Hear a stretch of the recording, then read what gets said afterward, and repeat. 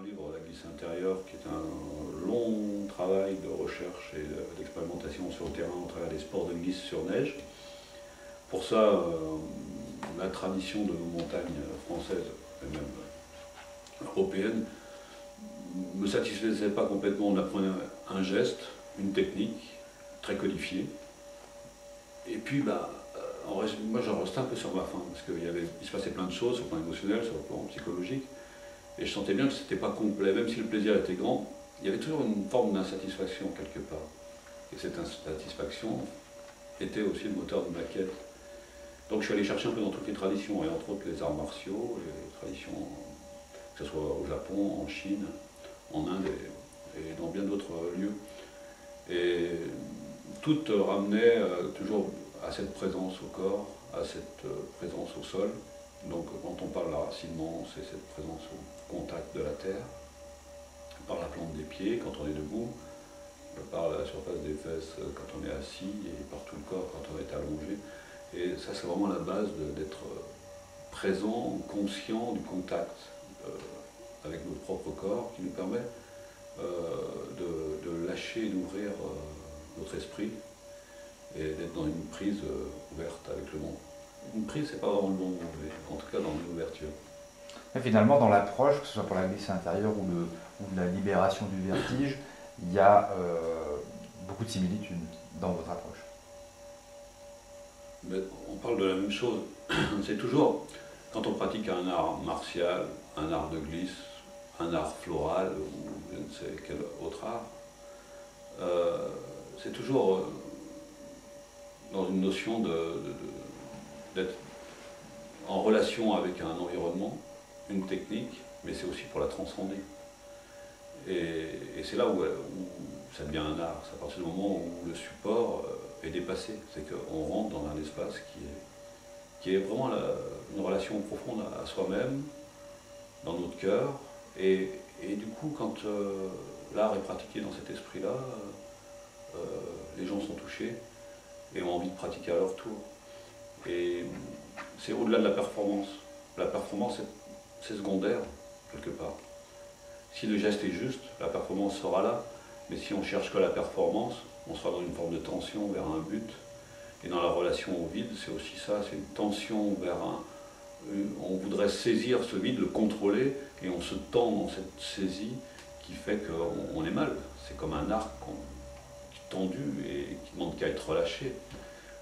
C'est dans la détente qu'on se sent bien, pas dans la contraction. Donc que ce soit dans la relation au vide ou la relation au sport de glisse, la relation à ce qui est extérieur à nous, on voit qu'on va assez rapidement au-delà de la simple pratique. Alors pour donner un exemple aussi sur ces similitudes, vous employez je crois dans le livre l'expression faire un avec. Donc faire un avec son environnement pour la glisse par exemple. Est-ce qu'on peut faire un avec le vide? Ouais, alors ça peut paraître un peu bizarre parce que a priori le vide est vide, mais en fait c'est une façon de se placer par rapport à ce vide. C'est-à-dire que on fonctionne avec des béquilles visuelles tout le temps, c'est-à-dire qu'on appuie notre regard sur le lampadaire quand on marche dans la rue, sur le coin du trottoir, sur le coin d'un bâtiment, un arbre, des lignes verticales, horizontales, et on s'appuie sans s'en rendre compte, sans cesse avec les yeux. Et c'est des informations complémentaires pour notre équilibre. Mais si au coin de la rue, au coin du trottoir, d'un seul coup, il n'y a plus rien, c'est le grand vide, alors où va notre appui visuel? Eh bien, il se perd dans ce vide parce qu'on cherche à saisir quelque chose pour s'appuyer dessus. Et comme il n'y a rien, l'émotion monte. Et le déséquilibre naît. Et donc, par rapport à ce vide, c'est pas tellement de faire un avec le vide, c'est d'être présent à soi-même en premier lieu. Et du coup, on intègre ce qui nous entoure. Parce qu'on fait un avec soi-même, alors on va pouvoir faire corps avec ce qui nous entoure. Et même si c'est le vide. Mais c'est pas de se jeter dans le vide, bien au contraire. Par contre, ce n'est pas non plus le rejeter. Ni être attiré, ni être repoussé, ni être rejeté. C'est d'être dans une relation de présence.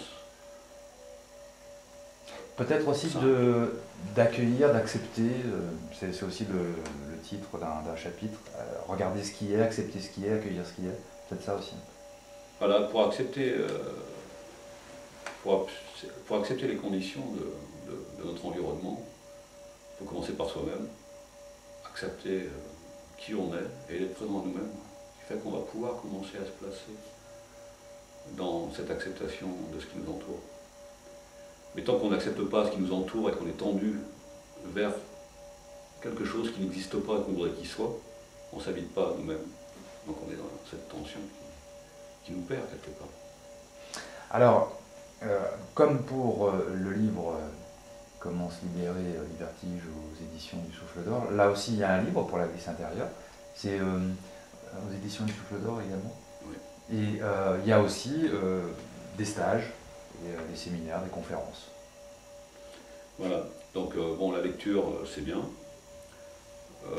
Une conférence c'est bien aussi, ça permet de rentrer en relation et je fais une présentation de l'activité, de ces activités-là.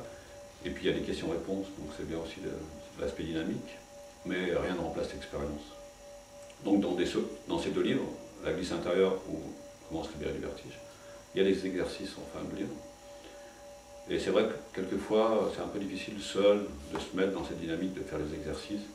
C'est pour ça que j'ai mis en place des week-ends pour pratiquer en groupe. Et c'est vrai que le résultat se fait tout de suite plus sentir, puis quand on a un peu quelquefois on interprète un petit peu les exercices, et c'est vrai que là on se met plus dans l'action.